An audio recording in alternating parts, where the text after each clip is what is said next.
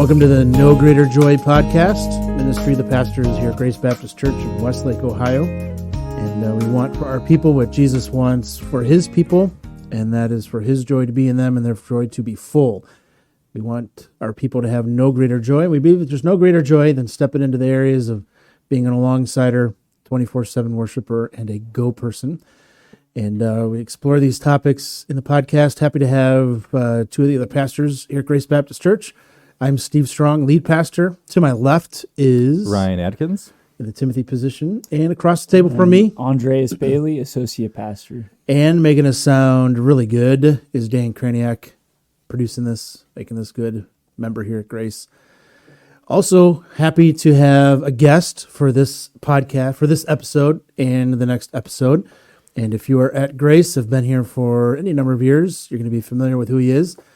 It's Andy Giessman, the head Pumbaa, Addisons Walk Institute, headquartered in Scranton, Pennsylvania.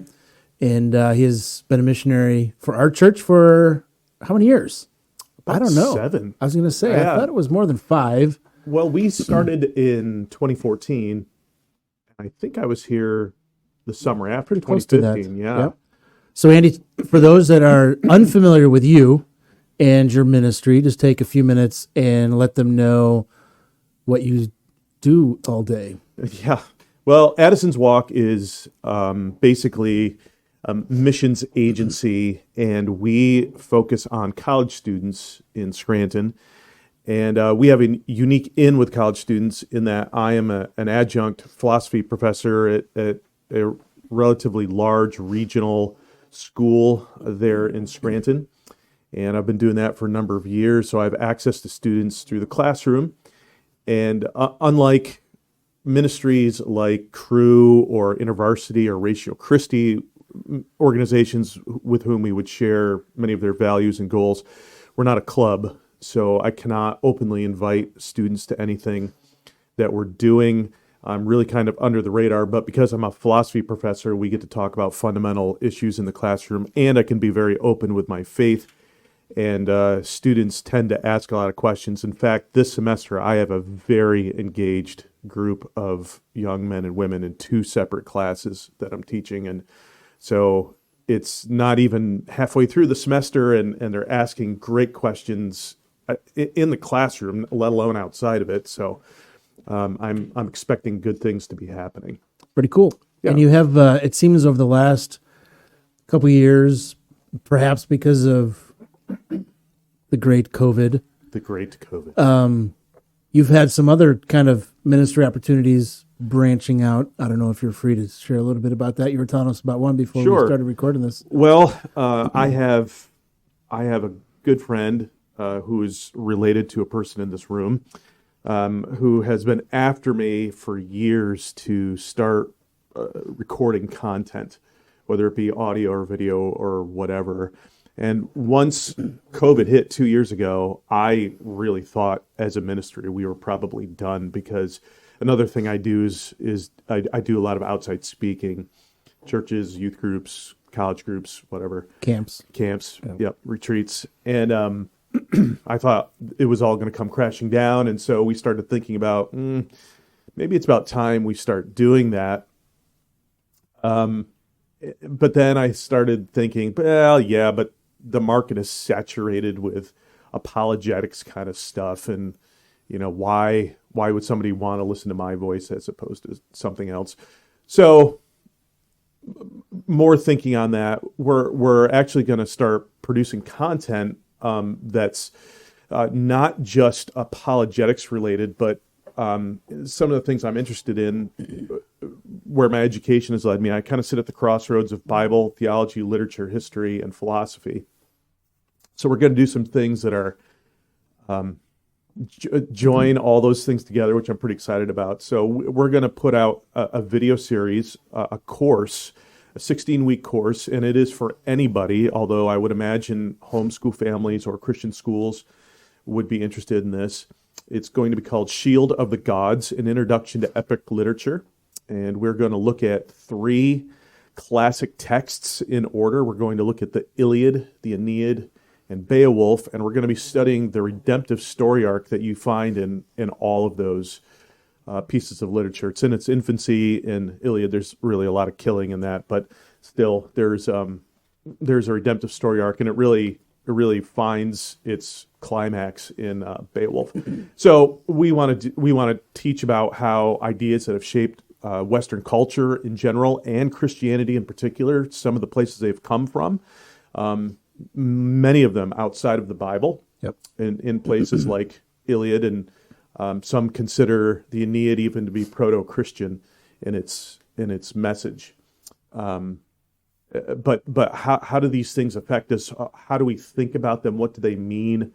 We're going to be looking at fundamental worldview questions as we walk through that. So that is going to be starting very shortly. We have the stuff we need to record. We have a great space to record in. So Lord willing, we're going to get going on that very, very shortly. Awesome. It's exciting. Yeah. Pretty cool. Yes. And it's kind of along those lines and what you're doing, why we have the topic for this episode and then another one for the next episode. But for this episode, just talking about Generation Z, specifically coming alongside discipleship, that generation. Generation Z would be those that in general right now between 10 to 25 years old. You probably did, well, maybe a little bit with some 10 or 12-year-olds. You probably have a 10 or 12-year-old in your home, but probably mostly you spend a lot of your time with those on the mid to upper range with that. And Yes. so alongsiding is important for us at our church. It's one of those areas that are challenging our people. You think about discipleship. Discipleship doesn't primarily happen in a classroom setting. It's going to happen on an individual level or a small group level, and we call it alongsiding. And so we're challenging our people, but we also want to equip our people to be healthy, good alongsiders.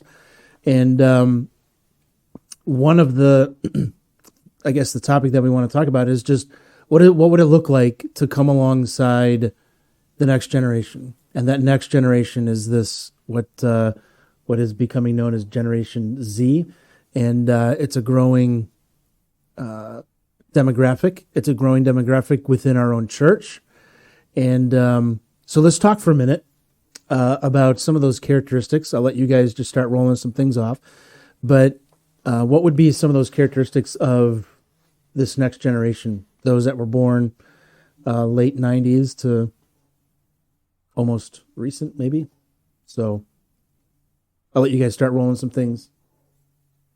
When I was thinking through this and just kind of prepping for this conversation, I could not believe just the statistics, the numbers, and just the size of this generation that's coming along. When like approximately 65 million people, and as baby boomers are passing, like they will soon comprise almost 40% of our nation's population. Like that's a huge chunk, and I think we'd be remiss if we don't spend some time really what we're doing right now, thinking about how to best communicate with this generation. And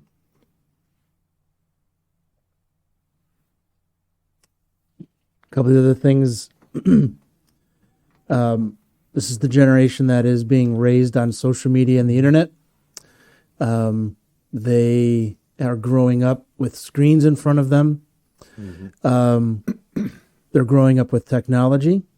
They're the most ethnically diverse generation. They're more accepting and more open-minded than any prior generations. A majority of them support social movements such as the Black Lives Matter, the transgender issues, feminism, and they communicate primarily through social media. Dre, you speak to that a little bit. Social media. Here you are, you're working with just in the way that they're communicating with each other. Yeah. Every, whether it's coaching baseball at the local public school or in our student ministry or just reaching teens in the community, the way that I communicate with them is via social media, mainly Instagram. And that's how they're going to communicate back with you. So benefits to us as a church having social media to be able to use that as a platform. So yeah, I think what you were saying though, just the fact that this is the generation that they've always had a cell phone. Like I'm on the brink of this generation. I'm 24. I can still remember my parents having the rotary phone. Is that what we're calling it, right? You know, where you're changing the numbers. Granted, my dad's an antique dealer and he's old school, but I can still remember that. You know, and a lot of these individuals aren't going to be able to remember that. You know, they're going to remember their parents having cell phones. They're going to remember having iPads. So it really just it changes the way that we're going to be able to adopt them into the church family and reach them. Yeah, the way they get their information is completely different also. I mean, it's not TV channels. It's not your regular news, ABC, NBC, CBS, et cetera, Fox News, CNN. I mean, it's it's not social media it's not driven. even parents calling one another. You know what I'm saying? It's like I think about our teens. They're just texting their friends when they can hang out. It's not like their parents really have to connect. Yep. You know. Yep. Some of the other, I think, underlying or environment context kind of things that are important for us to realize is that this is a generation that is growing up in the post-Christian environment, post-church environment. A majority of them are growing up in non-traditional homes, broken homes, households, dysfunctional households. And I think someone put it, they are the, as kind of what we're already saying, the social media, the tech nurtured generation. I've written down as I was thinking about this is the generation that is absent of foundation, but they have a million voices in their head. And shaping how they understand and the big questions. You know, Andy, you talked about the big questions. And so they're faced with the big questions without any foundation or broken foundations and a million voices that they have to listen to. So how do you, I don't know, you're working with, you speak to that a little bit. So the whole being digital natives thing, I've seen that, of course, in the classroom. But I just want to speak to that first, then I'm going to come around to this truth thing. What I find fascinating, I ban all digital note taking in my classroom, and it's not because I'm anti. You're anti Gen Z, man. Why do we have him on here? I'm anti technology. You know. Put the notepad or the iPad away, man. No, stop taking notes. Well, the reason I do that is because one, I don't think they're disciplined enough to not be on social media when that's happening. And I simply explain to them, I want you in here in this room, not out there for the time we're in. And I've never gotten any pushback on that from any student. And then the other reason, studies have been shown that when you're using your iPad to write, so that's good. Yes, yeah. Well, that's like an intermediate state. Yeah, that's the intermediate state.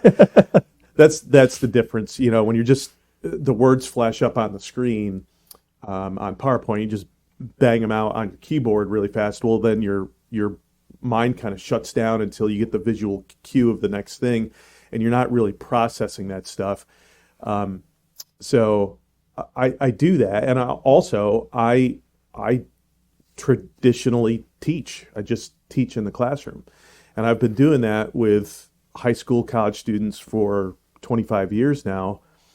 And I've had ministry leaders in different places tell me, well, you know, come in and give a talk, but only keep it to 15 minutes because nobody can hold their attention for 15 minutes. Okay, hold my beer, because that's not going to happen. So teaching is still a skill that we have to develop in order to engage Gen Z. Use the technology, but it's not a replacement. It's like the old ideas in warfare.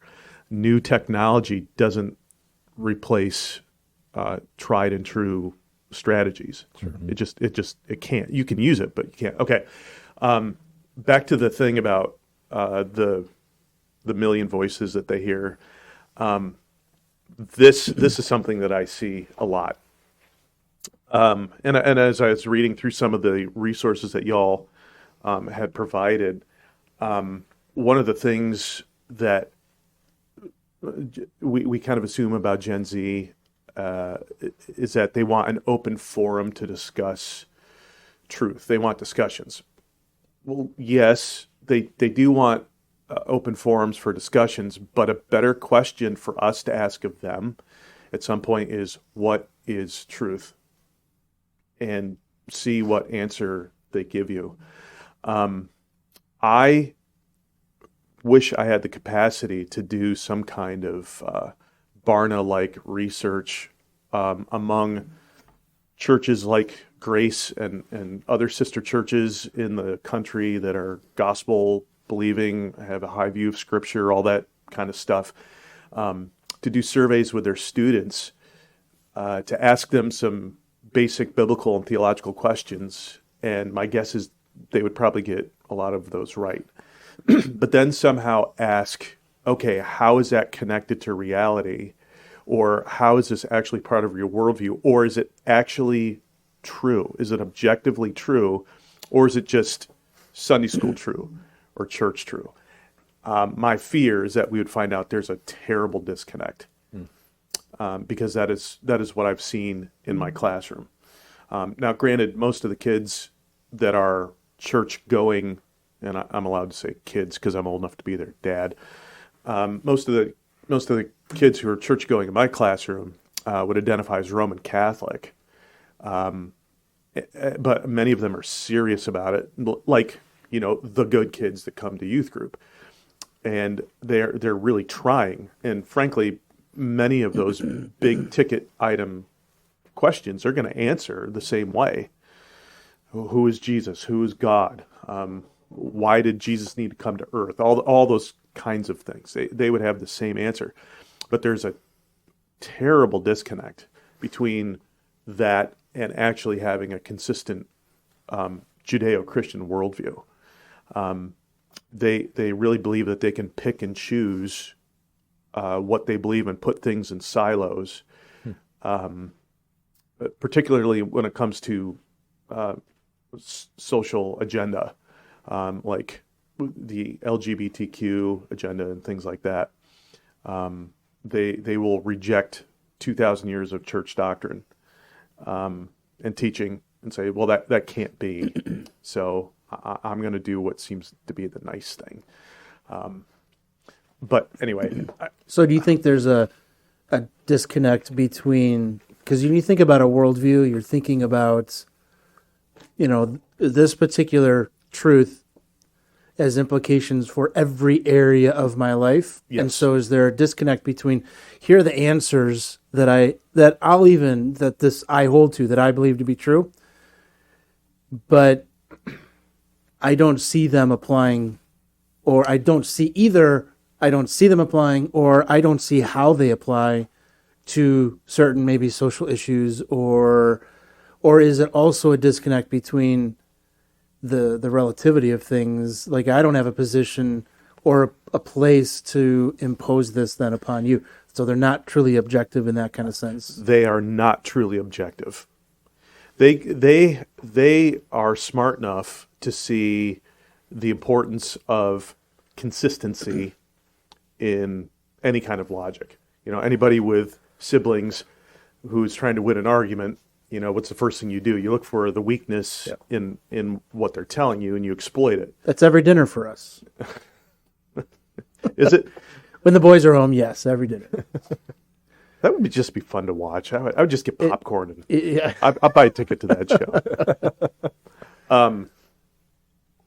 So they understand that, but it's a few items above that on the outline before you even get there, and the most important issue is a misunderstanding or just an ignorance about what objective truth really is.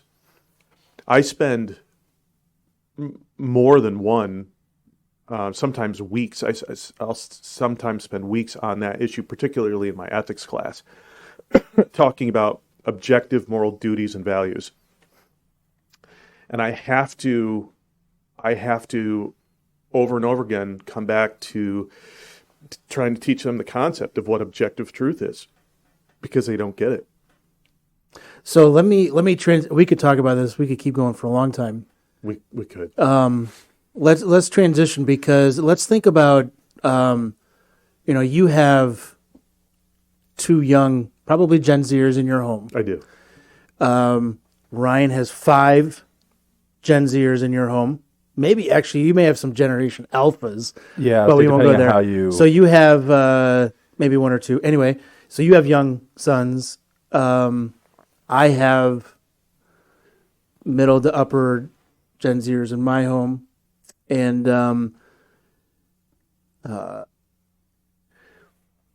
two different kind of applications that I want to maybe start talking about. What can parents do? What should parents be doing with their children? Not should, maybe, but what can parents be doing? Maybe should doing with their children, in training them up with that in mind. But also, what does the older generation need to understand in terms of coming alongside? Because I think the Gen Zers also are there. There's a relationship void, because there's technology is such this dominating force in their life for real, genuine, deep, authentic relationships. I think that's important. And it needs to happen. And I want everybody in our church, as they're listening to this, to find one of these 10 to 27-year-olds and develop a meaningful relationship with them and come alongside them and point them toward Christ in a general way. What is it that they need to understand in order to do that effectively? So that's a lot there. But when you think about parents with their children, in some way there has to be this is not just true for us, this is true for the world type training. And we shouldn't shy away from,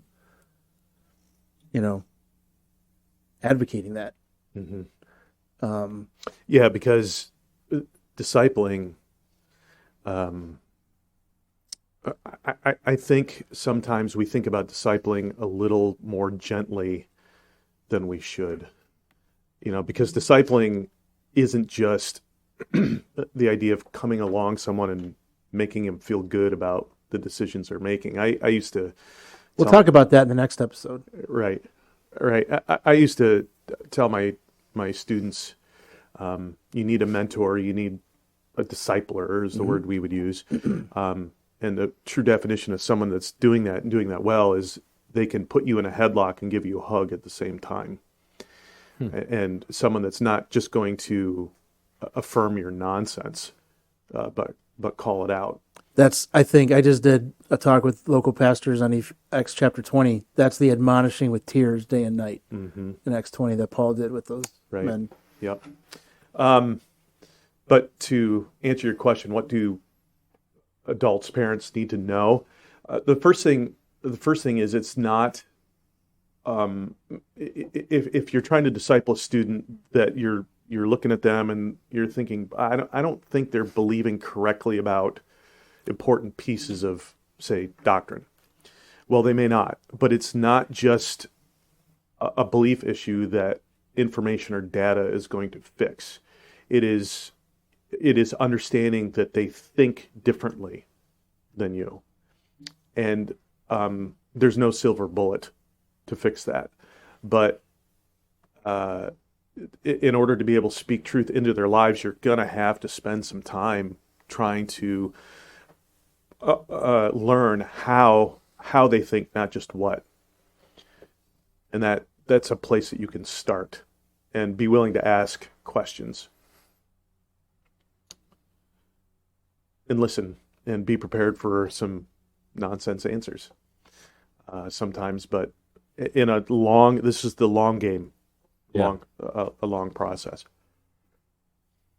What would, Andy, just thinking, what would some of those questions to really get at how you're thinking, what would those sound like? What would... Right. So if it's like one of these say, morally ambiguous issues, right? Well, same-sex marriage. Well, I know what the church says. I know what the Bible says or something, but I don't really think I don't think it's a big deal. Okay, why? Just simply why? Or along those same lines, when I'm talking to students in my classroom, sometimes we'll pick moral issues that are not ambiguous at all. Like, I'll ask them, is it ever right to torture babies? And they look at me like I have two heads. I said, no, I'm serious. Answer the question. Is it ever right to torture babies? No. Never? No. So it's always wrong. Yes. Why? And so just to get them thinking about what makes something objectively, in this case morally, wrong, but really asking them the questions that are dealing with, why do you think the way that you do? How did you come to that conclusion? And you may be faced with the uncomfortable silence because they haven't ever thought of that before. But when you create that sanctuary environment for them, I hate the term safe space, so I'm not going to use it, but a sanctuary environment where they know that it's okay to talk about those things, it's going to become a little bit easier. But I would think that's among the top strategies. So even because you've talked a lot about, I've heard you say, everybody needs to climb down the ladder of their beliefs, right? The chain of their beliefs. The chain of their beliefs. To see to whom or to what it is anchored. That's right. And why questions seem to kind of, well, why is that? Why do you hold to those things? Right. Tend to help you climb down as opposed to climb up. And maybe that goes to a little bit of just a foundationless position with a million voices and it sounds right. They're just not climbing down. Right. Yep. Everybody has a chain of beliefs. The question is it anchored to anything or not? Yep. So. Yeah. And often it's not. Yep. And as pastors, and I'm not a pastor, I don't hold the office of pastor, but I do plenty of pastoral things. In our teaching, like with students, all right, so youth ministry is notorious for this. We sometimes don't do a very good job of teaching the meta-narrative and showing how it really all fits together. Instead, a lot of times in youth ministry, we'll lift out those kind of pet areas that we want to deal with and set them down. And that's okay to look at things individually or up close like that. But we have to remember it is part of a larger story. So Isaiah has something to do with Abraham, who has something to do with Peter, who has something to do with you, with Jericho, and with me, and with you. And that's right, because we're a part of the same. These are not just things that happened thousands of years ago, though they are. You are part of the same story. That is correct, which is a fundamental worldview issue. Who or what is behind human history? Yeah. And if it is a who, well, then we're all part of it. Yeah. Yeah. No, I just went through a class on the ecological, am I saying this right? Ecology of faith, I think. And so how everything is interconnected and interwoven. Oh. So, but that kind of just, I think, plays to what you were saying a little bit about how the whole entire Bible is interwoven and interconnected. And as modern day believers, we are too. So, But it was an interesting class because they went through it based on the digital age as well. But, oh, wow. Yeah.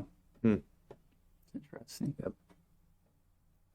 All right. Any other maybe closing thoughts for our parents and for those that are going to engage in discipling with today's 10 to 25-year-olds? I've talked a lot, but I want to say one more. Say one more. That's why we're doing this. All right. Don't be afraid to do the radical thing. and that is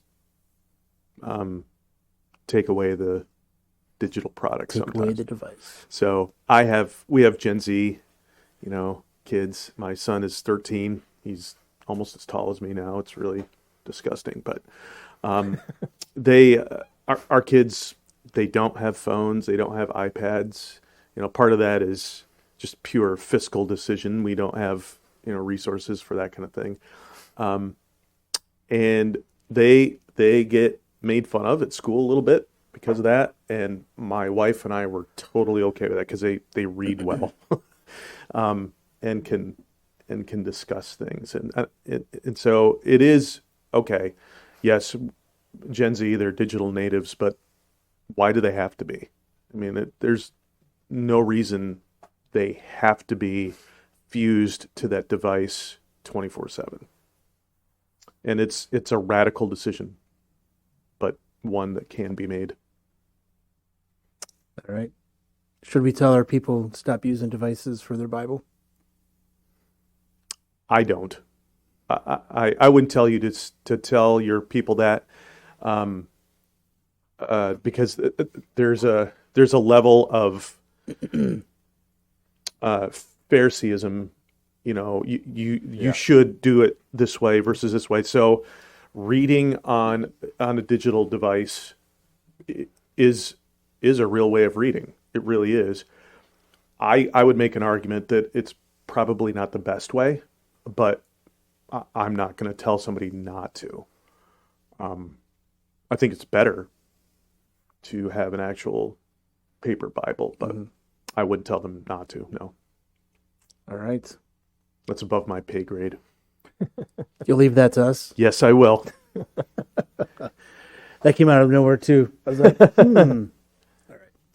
All right, well, let's call it quits for this. And appreciate you guys listening. Andy, thank you for your time. Sure. I'm sure this will generate some more questions and follow-up. And so shoot them our way, and we'll do that. Yeah, this was fun. All right. Till next episode, God bless.